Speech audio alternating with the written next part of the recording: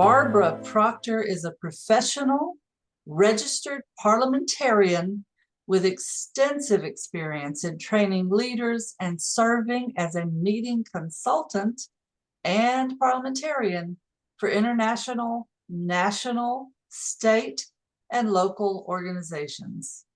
Effective communication skills are an essential aspect of diversity, equity, belonging, and inclusion.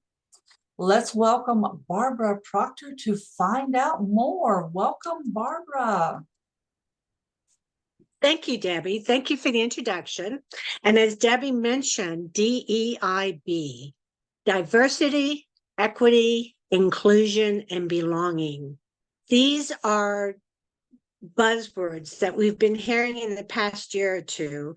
And many people don't realize that these buzzwords were also part of the mainstream in the United States more than 100 years ago. Effective communication skills for leadership development. We're talking about a few words that make a big difference. Many of us, we belong to an organization because we care about the organization. We care about the goals of the organization. We want to benefit from being a member of the organization, and the organization wants to benefit by us being a member. But we're too shy, we're afraid, we're not sure the culture, we want to be accepted, we want to be included, and we're not sure how to go about it. Let me introduce you to some of our members. We have the person that's always wanting to talk and show off and have the mic and be center stage. We have the dominator, who's the member that wants to dominate what's going on. You have the person that is the expert about telling everybody what is right. You have the person that shows up late that says, here I am, look at me. You have the person that's multitasking that has to leave early because they're doing too many things. We have all types of members. This is the person that's all about me. I'm the center of attention. The naysayer, the person that says, no, no, no, don't do that. It always comes up with reasons why we shouldn't move forward, why we shouldn't do something. And the person that's always talking, two mics, and he's not using either mic. The person is speaking without either mic that's in their hand. And then you have the other extreme where you have someone that is always very meek and very polite and very gentle. And you have someone that's always citing from a book, someone that's always looking at the phone or computers, someone that aren't sure about what to say or what to do based upon what someone else has told them before the meeting started. And then the person that just sits and listens and doesn't do anything, doesn't contribute, they just sit there and listen. They're like the silent observer.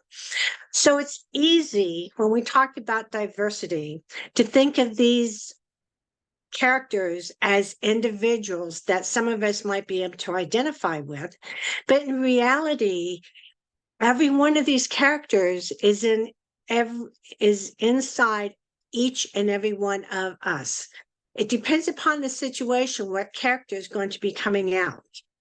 When you go to a meeting, and we all have meetings that we go to, and that's what this session is all about, how to be an effective communicator at a meeting. You hear a lot of discussion, people are just talking, and all of a sudden someone says, so moved. Another person might say second.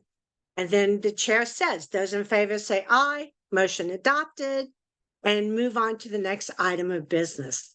And the members are upset. They don't know exactly what happened.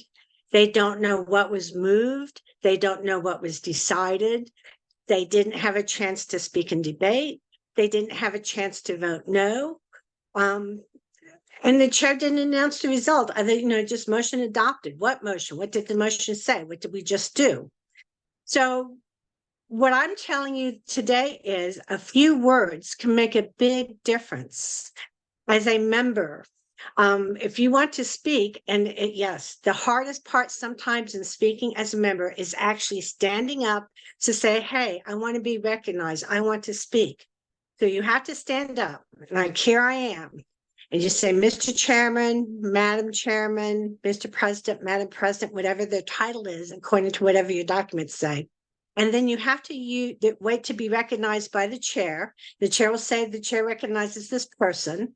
And, once this one person is recognized, the chair is giving that one person the right to speak without being interrupted. So it forces people to listen. And that's one of the big attributes of teamwork is we don't listen to each other and what each other is saying. And when you follow these procedures, this forces everybody to listen to the one person that's been recognized by the chair. Like I said before, there might be a lot of discussion. So many times at a meeting, someone might say, we don't have enough information tonight to make a good decision. We need to wait until another time, maybe at the next meeting, to make a decision. And, that is debate. That is discussion. Nothing happens until a person uses the words, I move. If someone had said, I move to postpone this decision to the next meeting, action is being taken because you said those two words, I move. So when you're in a group and you want to participate in a group and you want to take action and you have an idea that you might be afraid to stand up and voice your idea, but if you get in the habit of using those two words, I move, you can write your idea on a piece of paper. I move to postpone this motion to the next meeting. I move to buy a blue couch. I move. Whatever you want to do, use the two words, I move.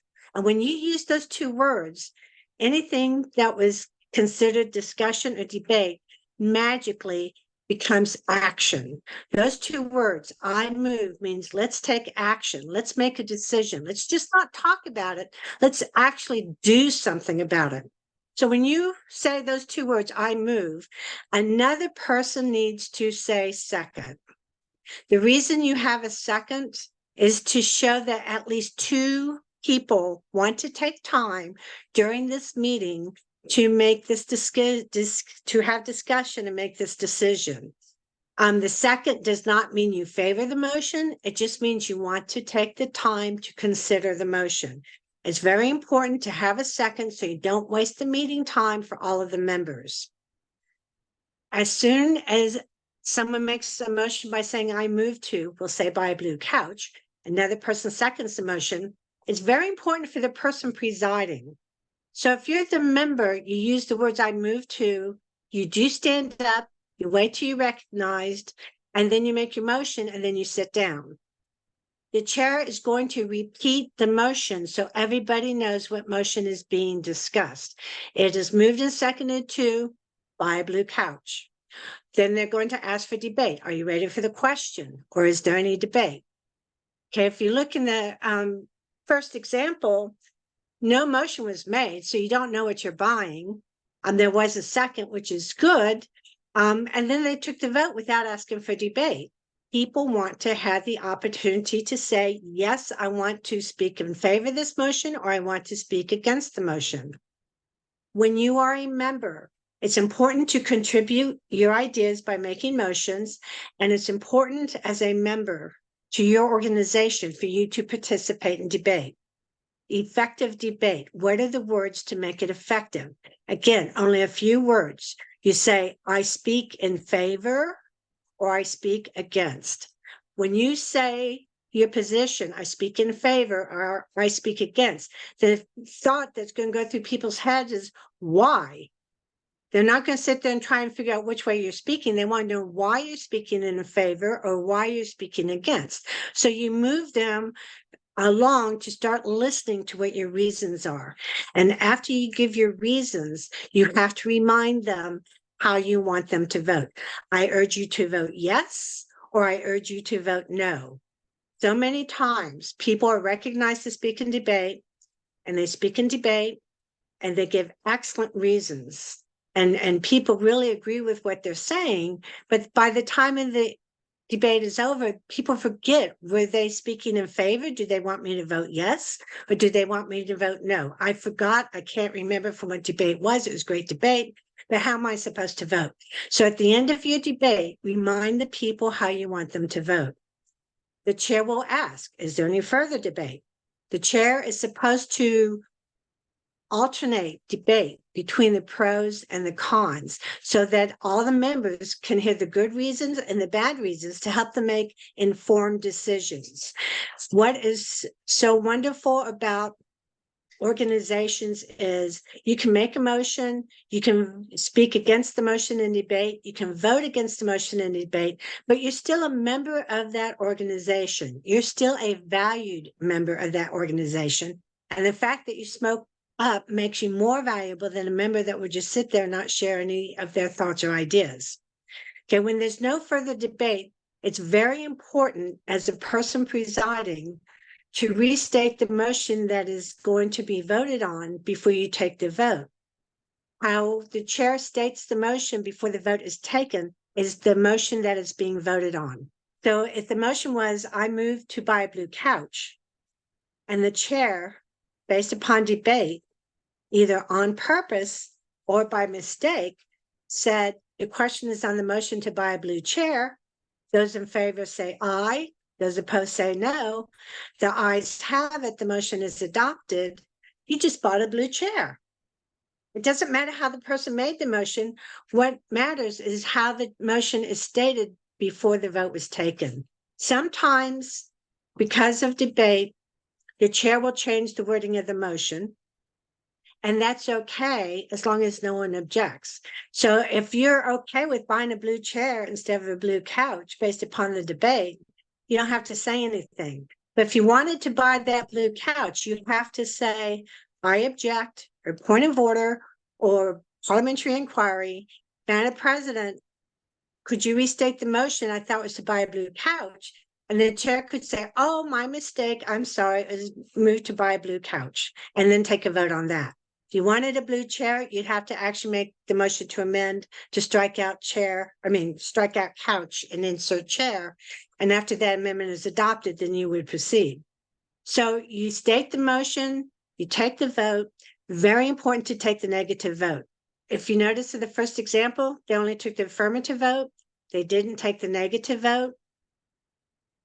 Some people realize that they are in the minority. It doesn't matter how they vote, they're going to lose. But the fact that you treated them fairly, the fact that you gave them an opportunity to vote and to actually say no, makes it acceptable that they're on the losing side. So it's very important to allow people an opportunity to vote.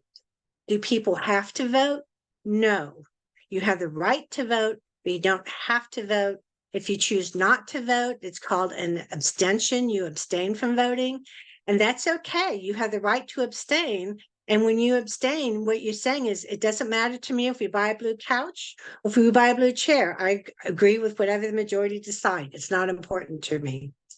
After then vote is taken and the announcement is made, the presiding officer, if you are presiding, you keep the meeting moving by announcing the next item of business. Okay, before we go on to next slide, does anyone have any questions about this process? So let me make sure I understand this. Someone says, I move to buy a blue couch and nobody seconds it. Then what happens? The motion If dies? there's well, There's no yes. second?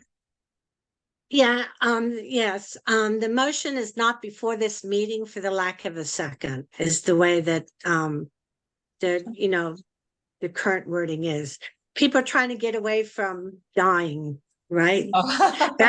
Back in the days of the pirates, when you're on a captain's ship and the pirate and the captain is, running the meeting of all the people on the ship, and you say no, I mean, you might die if you don't follow the right procedure, because you might find yourself dead if you didn't batten down the hatches before you closed the doors, right? So back in those days, it was life and death. Today, it's usually yes or no. But yeah, if there's no second, the motion is not before the meeting for the lack of a second. And that is very, very important, because even in small meetings, if you follow Robert's Rules of Order, he says you don't have to have a second in a small board meeting. but it's still good advice to require a second because you have one person that could dominate the meeting. And when we go back to all of our different personalities, one purpose of following a uniform set of rules for meetings and decorum is to keep one person from dominating the meeting. Okay, we don't have a lot of time, but I wanted to assure you that you will have access to the slideshow. It is basic procedure for meetings.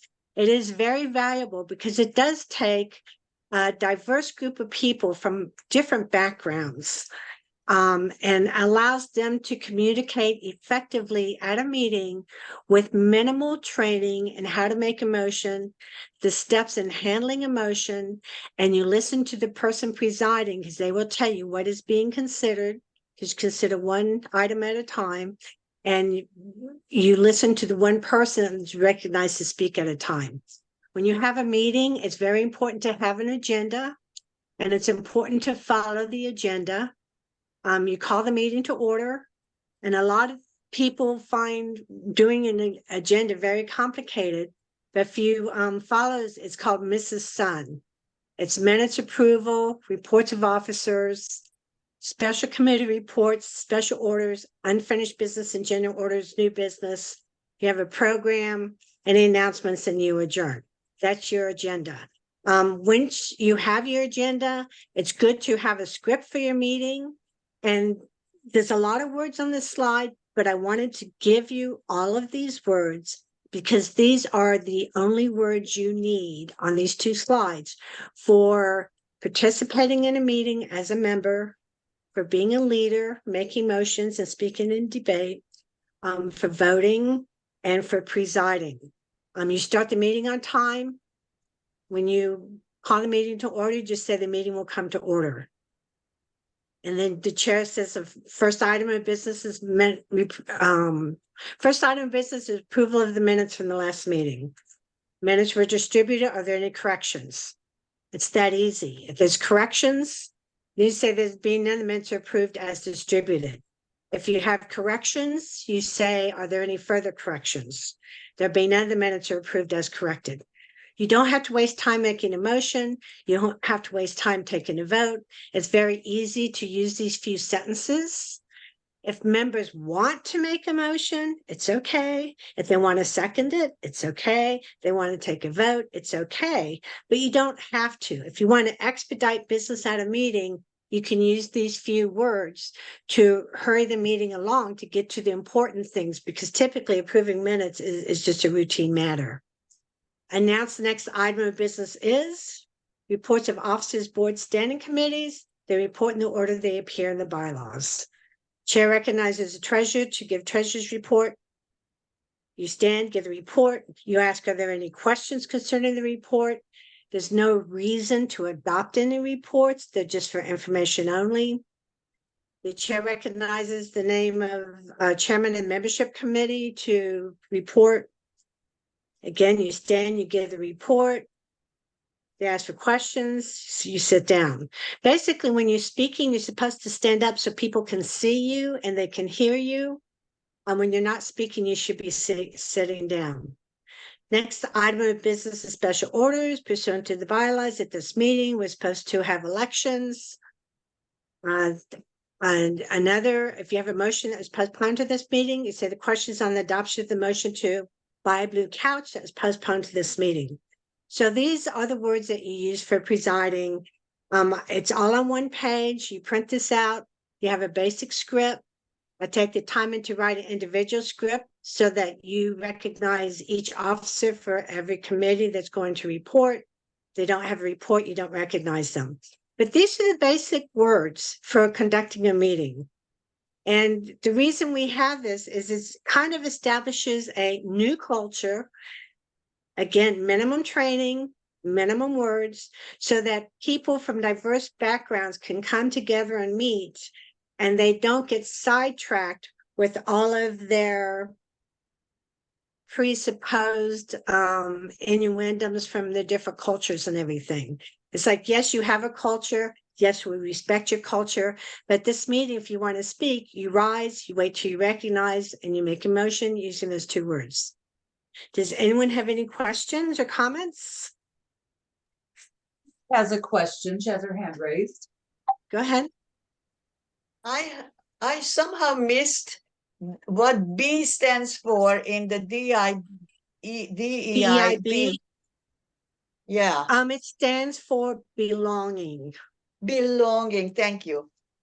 Diversity, every organization, all these types of organizations have a diversity of members, different backgrounds, different cultures, different religions, different generations. Okay.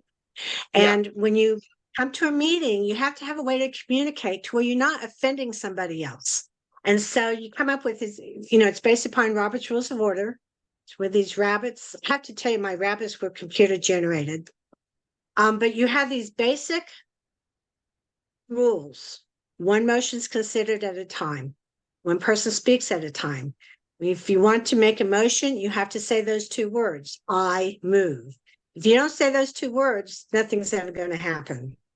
The training I do is for individuals to become leaders for better organizations and better communities. And I've donated 1 hour of personal training. That's going to be one of the door prizes. So if you're interested in some individual training, stay for door prizes. Can I tell you the favorite thing I've learned about parliamentary procedure? Yes. As a chair, if someone says point of order, and I know that what they're saying is incorrect, I can say, point not well taken. And I usually explain why. Because a lot of people just don't know. And Right. it's like, point's not well taken, that motion needs to wait until after we decide this motion before you make that motion. I try and explain why. And if you notice on the slide where I had the words for presiding, I explained that when you have reports of officers and chairmen, it's in the way they're listed in the bylaws, so people understand why people are reporting in that order. Let's all give Barbara a big round of applause.